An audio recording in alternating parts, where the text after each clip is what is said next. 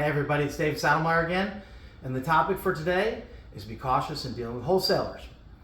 They're not all bad. There's the good, the bad, and the ugly, of course, but you need to be cautious in dealing with them until you know what the situation is. So to give this some perspective, sometimes wholesalers don't discover everything about a property. They don't disclose everything that needs to be disclosed, whether that's intentional or just negligent. They didn't research the property enough. And sometimes they unfortunately take advantage of people. I have definitely seen that. So let me give you some examples. One example was I had an investor of mine buy through a wholesaler, and the wholesaler said the property was connected to sewer line.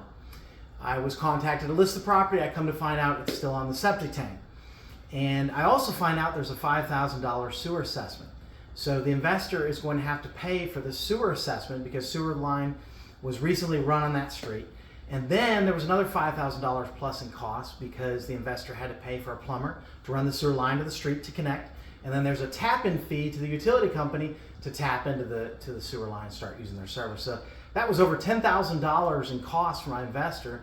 That was a reduction in profit, unfortunately. And some other stories. I've seen wholesalers sell properties that were completely landlocked. There was no access to it at all. And they didn't disclose that, whether it was intentional or, again, just negligent and not doing the research on the property. But it's very tragic for people who get stuck with these properties in these situations they have to deal with later. And I think the saddest thing for me is to see homeowners who own a property and who live there be ripped off by wholesalers. Sometimes, not all the time, but sometimes. And it's very sad. I've seen wholesalers make 2, 3, 4 times as much profit on that sale than the actual homeowner did.